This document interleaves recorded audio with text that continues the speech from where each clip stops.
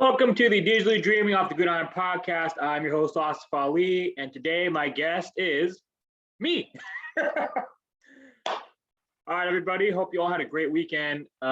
Essentially, for me, I just got back from New Jersey yesterday, and so pretty much this episode is going to be a two-part episode. First, I'm going to recap my weekend in Jersey, and secondly, I'm going to talk about a documentary I saw on my flight back from New Jersey, which is very relevant to this show, The Cost of Winning on HBO. And The Cost of Winning, the reason why it's relevant to this show specifically was our guest from last month, basically a month ago, Chris Dishman, is one of the assistant coaches at IMG Academy. And IMG Academy was featured in that program against the main school that was covered, which was St. Francis Academy in Baltimore. So first, we're going to talk about kind of my weekend in New Jersey, kind of, everything I did. So I basically got on my flight around Thursday evening. And so basically I went there, just set up, took everything with me that I needed, laptops, all that good stuff. Pretty much, got my flight, and I actually got to fly Premier class or United Premier Business class, which is basically the equivalent of first class by United. And essentially, it was a very, very smooth flight. Flight was only around like 4 hours, 58 minutes. So, yeah, I mean, it didn't take too long for me to reach EWR, New Jersey Airport. And then from there, I was able to get Uber. And I landed around, I want to say, so I left around 4:20. That's when our flight left. And then we arrived around 12:50. So I was able to get to my destination, around 1:10. Yeah, I want to say, sorry. Yeah, 1:40 actually. Like I would say, I got out of the airport, from the plane landing, taxiing to the gate, taking my bag, walking out through the plane, out through the gate, and getting out of the terminal. It took me roughly, I want to say, it took me roughly like 20 minutes, and then pretty much from there, it took me 30 minutes to get to my destination. And pretty much, just got to hang out, lay low. I did an episode. The last episode I did was actually done in New Jersey, as you guys probably saw. My boy Alex Snara, shout out Al_10s on IG. Go follow him if you haven't already. And pretty much, I mean, we kind of, I had a great time over there in Jersey. Got to make some connections. Hope and some potential future guests. So I'm not gonna spoil who my connections were. If you follow me on IG, you might already know who they are. But essentially, obviously, with the episode, kind of, recapped the 2018 Chicago Falcons season.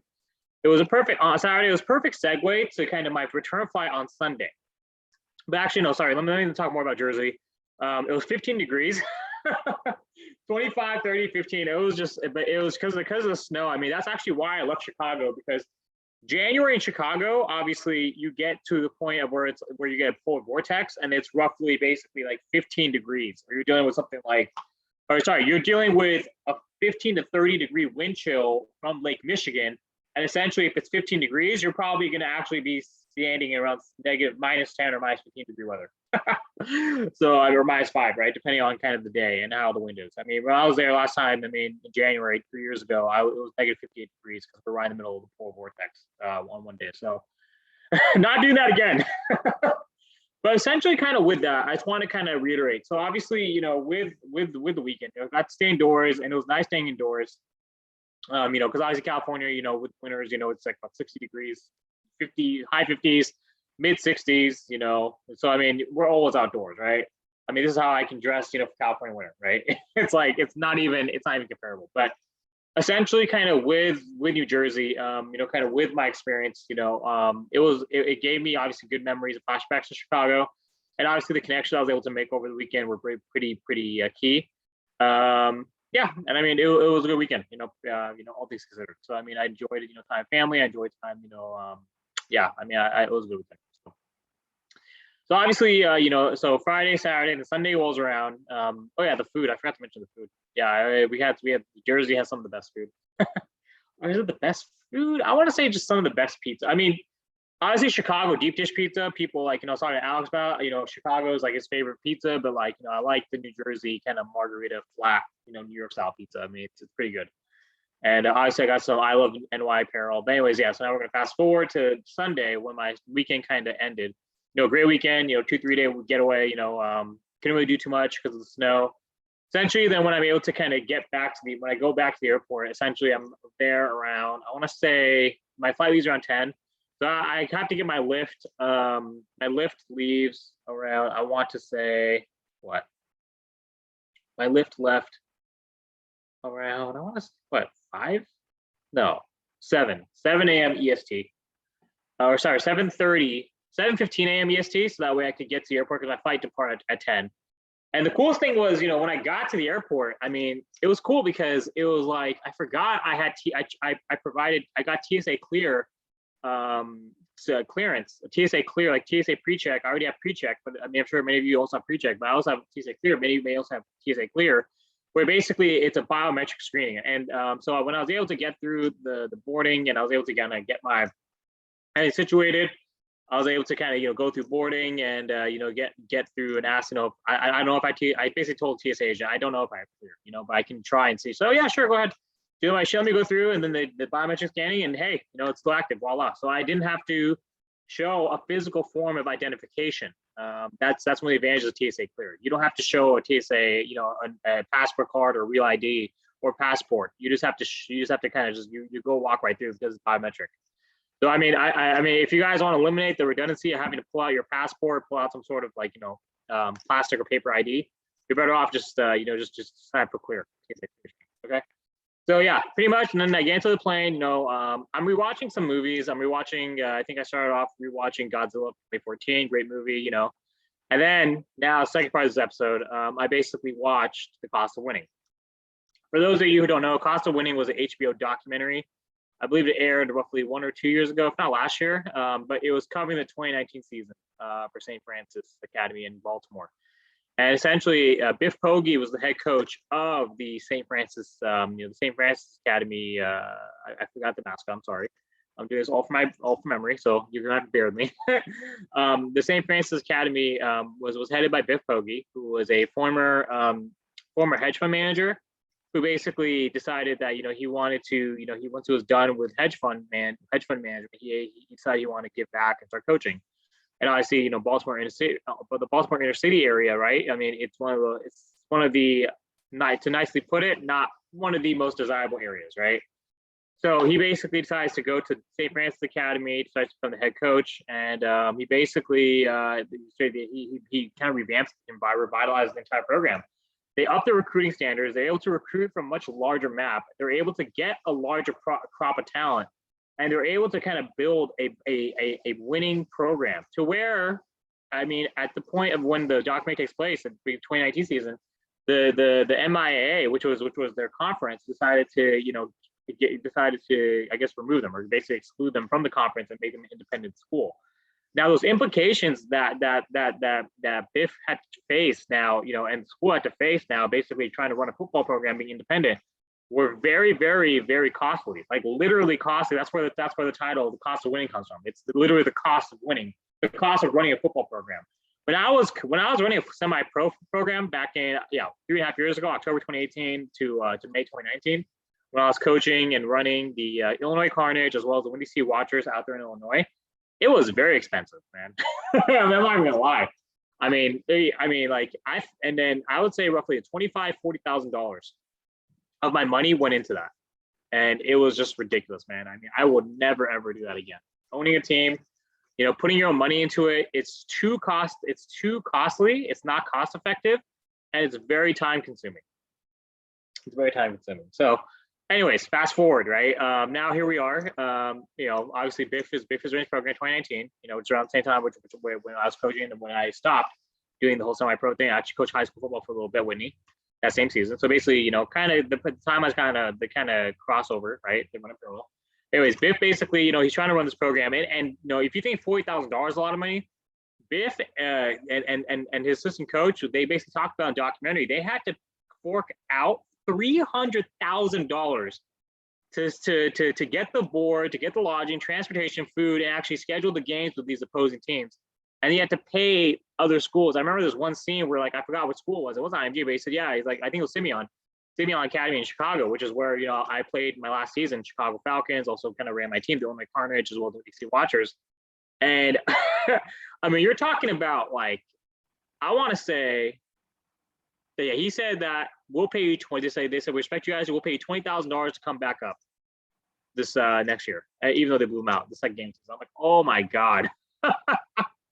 So I mean, you can imagine, man. I mean, like, and I was, obviously when I played JUCO ball, I mean, I know what that feeling's like. It's like they told you, respect how you, we blew you out. But something you just have, sometimes you gotta take your lumps, right? You gotta just take it and you got one with it. So, anyways, moving on. It really showed kind of also the struggles of the inner city of Baltimore that a lot of the student athletes had to face, right? I think Damon was one of the guys who he dealt with 5 of his friends and family members being shot and killed within 2 weeks. Yeah, that's about the show. Wallace, the big offensive lineman, number 78, right? He actually was a beast his first couple of years. His junior year, he gets injured. He comes back and he's struggling to kind of reintegrate himself into the lineup, right? Ace, another player, right? This was similar to me. I mean, he was on the bottom of the depth chart trying to find his way through, right? And very similar to me, actually, he ends up walking on a JUCO at the end of the season, right? But his story was very kind of inspiring too, because he basically had to go through a foster care parent. He was raised through foster care, and his foster mom raised him, like, as it showed in the documentary, with just as much love and care as a real mom would, right? So it was really cool to see that. But anyways, I mean, pretty much, Ace resonated with me because, he had goals and he had any opportunity, he wanted to do things outside of football, right? And I mean, it was cool for me seeing that kid, this 18-year-old kid, at the time, 17-year-old kid, right?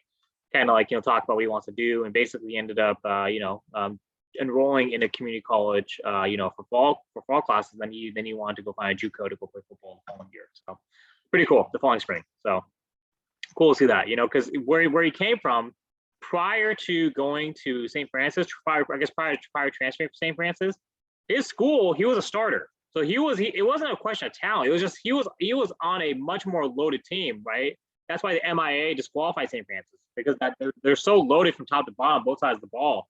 So I mean, it was really hard to integrate other players, into the lineup. The running back, I forgot his name. He was also his story was remarkable. His dad basically started a farming business actually. And then so he basically said he wants to get to the NFL, so his dad never has to, work again. His parents don't ever have to work again, right? That's his goal. And so that was really admirable. For me, it was really admirable to see that. But anyway, season progresses. I mean, so they start off, they play. I forgot who they play their first opener. They play Simeon. They beat them. I think they go 2-0, and then pretty much then they have to go play Matt or Die, the number one team in the country. And actually, Lofa Tupu, my boy, if you're watching this, right, Maradai, I know you're down there at USC doing the whole alumni reunion thing. Your quarterback, Matt Liner, right, Maradai alum, right? For the 2003, 2004 national championship teams at UFC, right? What is that, the B, right? Yeah, see, I never played for 40, so I can do that. but I'm a Longhorns fan. So, anyways, back to the point, right? So basically, they go to play Maradai. The Maradai has all the hype, and basically, Biff is telling his players, like, hey, like, they say that we're not ready for these big game situations. Let's go out there and let's kick their ass, right? He's like, I don't want to win. I just want to kick their ass. And essentially, they went out there, and it just Maradai outplayed them. Bryce Young was the quarterback at the time. Bryce Young of Alabama, and I mean, you could just see the difference, But essentially, they use that as a learning experience, because the next 2 games they came back and they blew out their opponents. And then finally, when they got to the point of playing, shout out to the guest on the show, Chris Dishman, the IMG Academy, they basically got to a position where, it was good for them. And IMG came up, they played them, and the whole city of Baltimore came, flooded the stands. They were behind St. Francis, and you just saw that it just felt like a unified approach. There was no way IMG was going to win that game. So, Chris, I know you're coaching there, so. I mean, I love you, man. Hey, we all, I mean, much respect, but I mean, hey, it was just one of those days, hey, St. Francis had it, So St. Francis ends up, I think they end up finishing the season pretty well. I think they finished number 2 or number something crazy. Maybe they finished number 1. I can't remember, but anyways, I mean, like, the first game was televised on ESPN, then they had to go play, obviously, Maradai was all televised nationally, and then they didn't win that game. St. Francis, it was like St. Francis's, talent was strong. They also had a very good recruiting class, very good crop of talent. But a lot of the parallels from my interview with Chris, and a lot of things that I former guests like Nate, Maya, and Sean Holmes, like OBM, a lot of the things which I saw what I spoke about and what I saw as a player when I played JUCO and when I was coaching these kids semi-pro and I was coaching high school, I saw a lot of that in this documentary come to life, which I thought was really cool. I thought it was really cool. Like, I mean, like for kids who didn't have all the money or weren't born in the best situations coming up to try to find a way out, using football. That's a consistent trend, whether it's Chicago or whether it's Baltimore, whether it's Chicago, Oakland, right? Wherever, South Side, wherever, I mean, it could be anywhere. I mean, essentially that was a recurring theme, right? And also the kids who don't have all the money, being able to show that, they can still win. And Biff Poggi putting his own money to help build this program and kind of revitalize the city. That was also really dope for me personally, because I thought that really resonated with me as a former player and as a former coach, right? But obviously back to the point, I mean, kind of what else I saw was, I mean, the academic kind of influence, like kind of what Chris Dishman said his favorite moment was as a coach. I asked him his favorite in-game moment, but he said his favorite moment was helping a kid take his school seriously and get to school and basically build his GPA back to where he could qualify. And that was a recurring trend within the DocuSeries, right? A lot of the students, heading into the season, they did not have the best grades. They weren't academically performing. But one of the things the student counselor mentioned near the end is that, I mean, actually midway the documentary near the end, she said, yeah, football is great, but it's going to come to an end, whether it's here, whether it's in college, or whether it's in the NFL, it's going to come to an end. So the question is, then what, right? And essentially, I remember one of the players' father said, he's like, the whole reason why he wants his son to go to college isn't because he wants to play NFL. He wants him to not be 40 years old and live in his basement. And that's a pretty powerful statement, right? I mean, you think about guys like Terrell Owens, Andre Rison. I mean, they made Terrell Owens made over $70 million. Andre Rison made over $17 million in his career. And their net worths are around $500,000, if not less, which is not bad by any means, right? I mean, it's still respectable, but you put that in perspective, right? And it's not just them. There's so many other athletes, which we can go down the list of, who are broke, right? And they have to, and so the point being, the real point being for this whole kind of, me kind of breaking this down or just bringing these issues to light is that I really found that was really remarkable for the father to say, I want my son to go to college. And basically back to the counselor, midway through the documentary, she talked about, being unrealistic and just all the NFL. Near the end of the documentary, she basically said that, like a lot of the students, yeah, they they showed actually a lot of students who were struggling, including Wallace, right?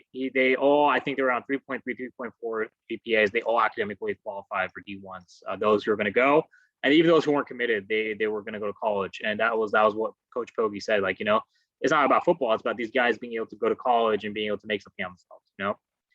And I mean, it's remarkable, right? Seeing that turnaround, because for me, and when I talked to my last, not Alex, but my last, Alex Tenard, not Alex Tenard, but the other Alex Changum, right, who's in the NFL.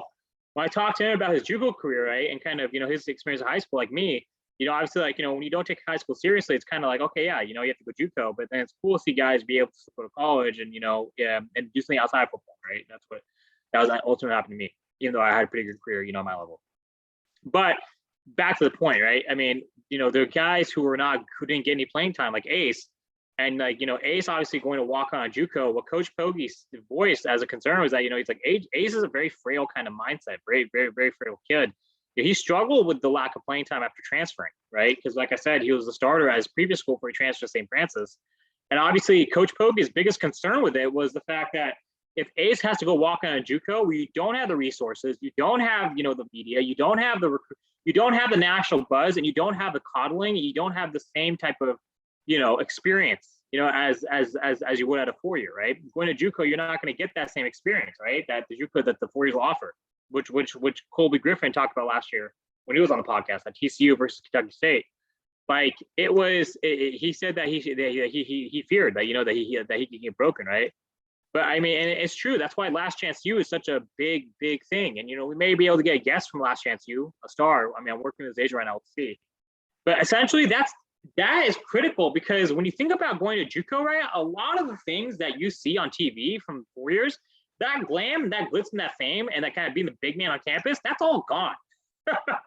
Like, everyone talks about, oh, yeah, I was in high school, I was a man, like all the girls wanted me, blah, blah. Like, but JUCO is like, there aren't any. Like, maybe you go to a top or whatever, like a party city, and all the chicks are there. But dude, like, I mean, I can't, like, I don't remember we're seeing, like, unless like you, like, as friends of friends, like, it's not the same experience, you know what I mean, as like going to like a Cal or like a Stanford, like a top 4-year university or any 4-year university, NAIA, NCAA, D2, D3, and really being like the man, you know what I mean?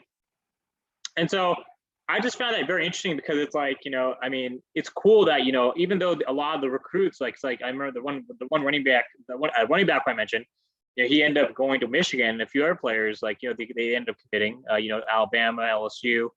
And so I think the biggest takeaway for me was that, hey, like, not everyone's going to be able to make big football out of it. But also, I mean, a lot of these guys who struggle academically, they were able to get their grades up and go to college when they previously weren't even thinking about college or getting out of Baltimore, right? That's what Ace's biggest thing was near the end.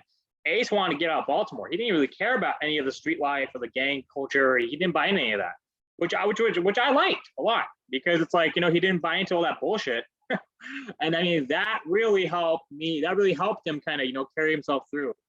And but yeah, I mean, shout out, obviously the makers, HBO. I think it was a great documentary, DocuSeries. But yeah, man, Chris Dishman, man, Chris, we listen to this, man. Hey, I mean, St. Francis had it, and IMG still atop. They're number 6 when you guys you played number 2 school in the country when IMG was number 6. So phenomenal. And I mean, it's amazing to see kind of how competitive high school football is. That's what they say. High school football is the best football. I wouldn't know because I didn't play high school, right? But I don't care. So I'm not the only one, right? And but anyways, the point being, like, I thought it was great to kind of show the inner workings of a program, the financial constraints and struggles that they have to deal with, right? And also the kind of talent, the lengths you have to go to recruit, and also how hard it is once you get to a competitive level to really get players, teams to play against you, right? Like, I remember, like, even at arena, so like semi-pro, so like when I was coaching my Illinois Cardinals team, we actually played some indoor games, right? So we play against indoor teams who actually go on to also play other professional, actually, look, semi-professional, professional, whatever term you want to use, arena football teams. And I mean, it was expensive to rent the facility. We had to split the cost for the owners to get the jerseys, get the uniforms. More, not really so much the uniforms, but just kind of transportation. Guys needed whatever. Gatorade. And so, I mean, like, if supplies, transportation, food, all that stuff adds up. For me, like, even just like for like half, like what, like a 3-4 months endeavor, it was around $30,000 to $40,000. And obviously, issue transportation, guys come to games. That's what Last Chance you also showed, like, because guys that bring themselves to games. Laney College, one player, he was called out by coach, and he said that, oh yeah, he's like, I come from Stockton, I have classes, and it's really hard for me to come around time. I remember some of my teammates at West Valley, like, they need money for gas or whatever, and they couldn't get to the practice on time because of that, and so it's a real thing. That's why I struck so close to home. That's why I really enjoyed it. And that's why I really wanted to kind of use this time to kind of recap it, because I thought what they showed was so real to life, and it really showed a different perspective as to what you would expect kind of from Friday Night Lights and all the other kind of like glitz and glam, right? This is the reality of football. If you want to see what the reality of football is, I mean, for any high school kind of, or anyone who wants to, like, coach or whatever, right? Go watch the series on HBO. Go watch The Cost of Winning. Go watch Last Chance U, right? Like, for guys like me, I mean, that's you guys are interested in whatever, trying to play. Go watch these documentaries and see what you got to do to actually make it, right? Like, guys who were like me, this is what we had to do, but we didn't have these resources at our disposal. But I'm so glad they're here now for these kids, right? Because we didn't have reality TV shows about JUCOs or like high schools or anything like that. And so kind of seeing how real life was, actually being able to play, coach, and own, and also kind of now having this platform to have the guests come on, share their experiences, and be able to kind of give us that holistic view as to kind of what they have to deal with, right? That, to me, is truly the best part about it. So definitely recommend watching. I really enjoyed watching, The Cost of Winning. I really thought it was a great series. Obviously, my trip to Jersey was phenomenal. Fine for first class, both ways, right? Gotta love it. Not the first time I've done it. I'm not, but hey, I mean, sometimes you gotta start. Obviously, those on IG, I mean, hey, y'all know what time it is. American Muscle, right? So yeah, follow us on IG if you don't already. Digitally Dreaming OTG podcast. It's not just podcast posts. I mean, it's me just posting about things I'm doing. Follow us on Twitter, DDOG Podcast. Listen to the podcast if you're not listening already online, audio, Anchor, Spotify. I mean, we definitely can use some more listeners. And yeah, man, I might do another episode about my whips and some other stuff. But hope you guys enjoyed this episode. The Cost of Winning, right? It was a really great DocuSeries. Similar Last Chance U.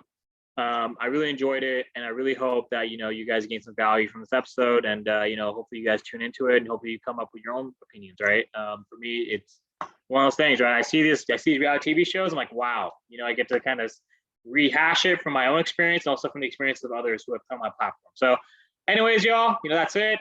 That's pretty much the end of this episode of the Digital Dreaming Off the Ground podcast. Thank you all for tuning in. God bless. Hope you have a great week. Take care. And by the way, the King is back, right? Triple OT. Go Lakers. Oh man, we're so trash. But we're better than New York. We're better than New York. All right, y'all. Take care. Stay safe. God bless. Have a great week. I am out. Peace.